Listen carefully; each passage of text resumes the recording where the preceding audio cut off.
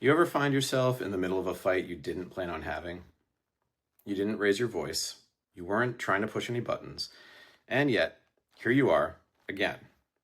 You weren't trying to start a fight, you weren't even talking about anything big.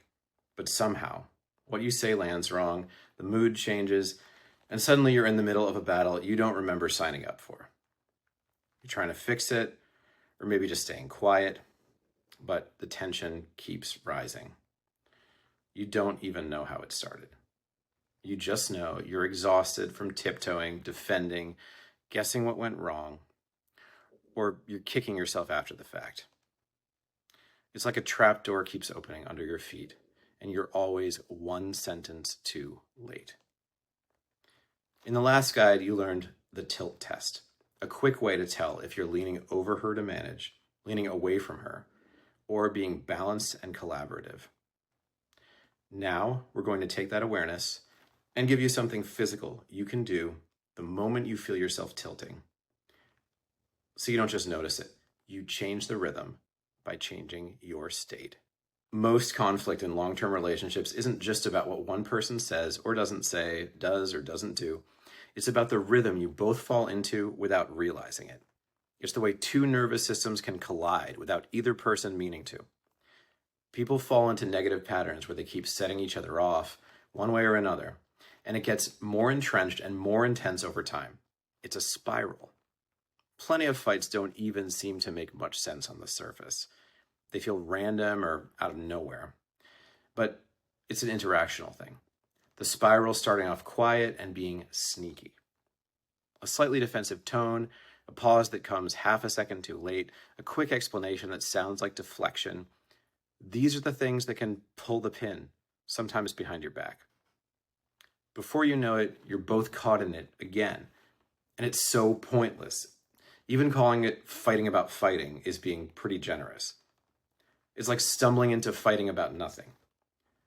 This kind of ridiculousness is so common and so easy to fall into because the spiral is a relational, back and forth, knee-jerk thing. It lives in nervous systems, bodies, the moment-to-moment dance of co-regulation. And if you want to stop getting caught in it, you need to stop trying to overpower it or run away from it and start jamming it, interrupting it. Let me show you what I mean with a quick story. Mike's a guy with a demanding tech job, 2 kids, and a wife named Rachel who's been distant lately. So last night at dinner, Rachel was quiet, shorter than usual. Mike asked if she was okay. She said, "I'm fine." He didn't buy it. His stomach tightened, her shoulders rounded, her eyes dropped to her plate. He leaned forward. She leaned back almost imperceptibly. Sensing her pull away made him anxious and frustrated. He wanted to be supportive, sort of. He was also feeling shut out, suspecting she was accusing him of something without saying it. He told himself he was ready to take ownership. Sort of. Mostly, he was sick of these guessing games. The impatience and sense of lost control pushed him into a statement that sounded supportive and defensive at the same time. "Did I do something?" He said it softly, but she heard the defensive edge. And since she didn't feel like talking, it landed as pushy. She sighed, shook her head. He tried again, but now with more urgency. She pulled away further. By bedtime, she was visibly irritated, avoiding eye contact, barely speaking. They sat next to each other in the bed for about 45 minutes, not talking and not touching. She was nose deep on her social media, and he was just sitting there, trying to be patient, waiting for her to stop, trying not to pressure her, but basically doing nothing except occasionally glancing at her to gauge where she was at. After a long period of silence, Mike just came out with, "Seriously, what's the deal, Rachel? Did I do something? Sorry if I..." Rachel got up quickly, grunted, headed off to the bathroom, and slammed the door. Mike felt confused and resentful. "I was just trying to connect," he told himself. And he was. But he was also sick of feeling like the bad guy, like she was being unfair yet again. all of that was in the room, in how he carried himself and behind what he said. If she were only receiving his words, she might have answered him directly. But she wasn't only receiving his words. Her whole self, conscious and nervous system alike, was reacting to his whole self. His nervous system registered her withdrawal as threat. That flipped a switch. He went from confusion to urgency to pressure, and she felt that. Not his words, but his nervous system. That's what she was reacting to. She wasn't reading his mind. More of her was simply taking in more than just his words. And the same was true for him. Each filtered the other's signals through their own lens, and a lot of distortion crept in.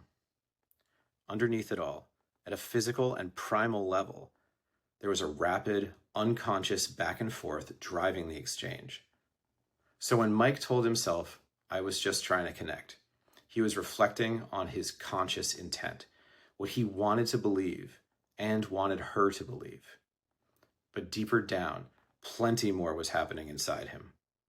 She could feel it, even if in a fuzzy way, even if she couldn't put words to it for herself, much less explain it to him. This wasn't the first time something like this happened with Mike and Rachel. So, when their interaction started at dinner, they were already expecting it. She was expecting pressure from him. He was expecting distance from her. And that's exactly what happened. Now, in terms of fighting versus distance, this scene leans toward distance. But you can see how it's still a spiral, even if there's no yelling involved, and even if all the words spoken are basically positive on the surface. The problem isn't in the words, it's in the dance. Most guys try to fix this by talking their way out, or by going quiet and hoping it blows over. They explain their intent, apologize before they know it's wrong, or retreat into silence to avoid making it worse.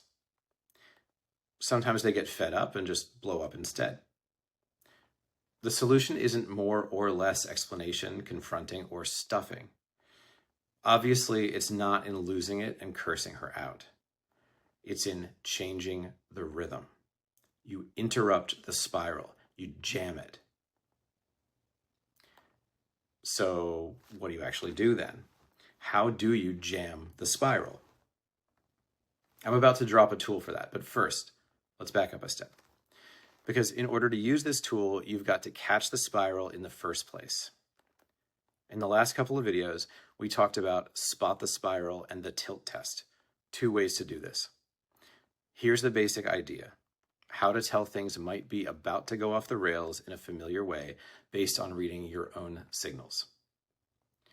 There's a physical change. Maybe your heart rate goes up, chest gets tight, maybe your breathing shortens, maybe your head feels like it's in a vice. You feel urgency, a sudden need to explain, fix, or retreat. You get stuck in looping thoughts. What did I do? This is ridiculous. Here we go again. You feel blamed, disrespected, or rejected, even if nothing explicit was said. Whether you catch it before things really flare up or after the fire is already starting to rage, you want to be on alert for these signals.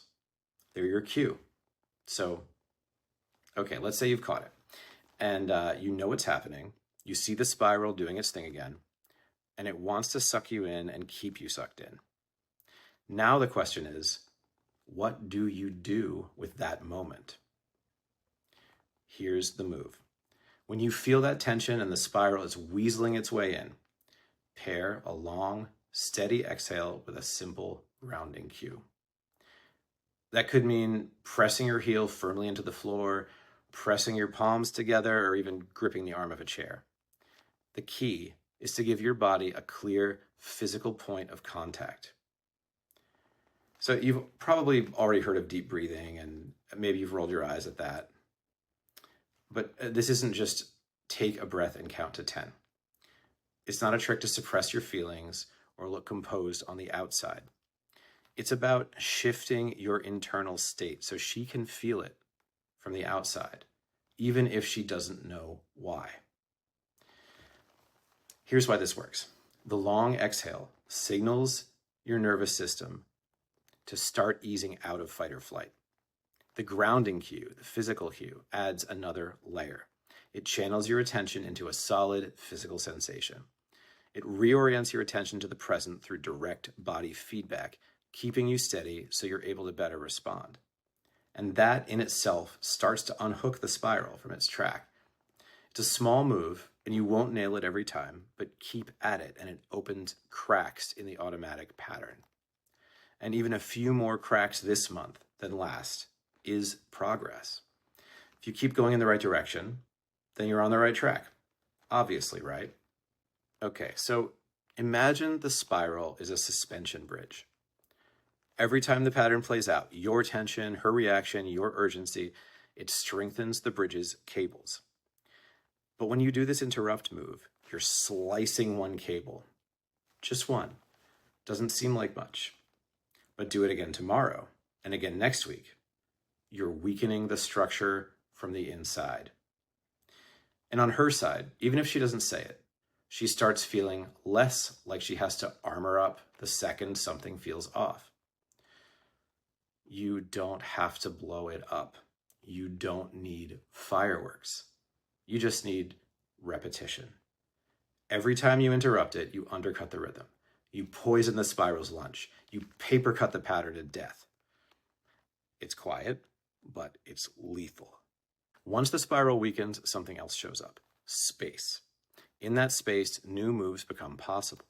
You can name what's happening with less defensiveness. You can hold her emotion without taking it personally. You can act from self-respect instead of urgency. But none of that happens unless you first open up the space.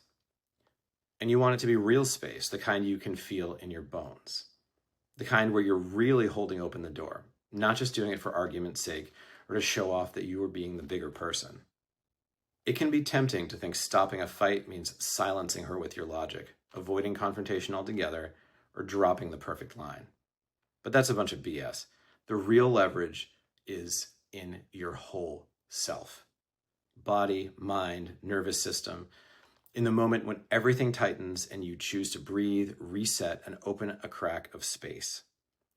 And once you can stop a spiral in its tracks, you can start steering the whole conversation toward connection, even when it starts rough. Let me be clear. This doesn't mean she'll smile and open her arms every time you try to do this. Sometimes she'll still pull back.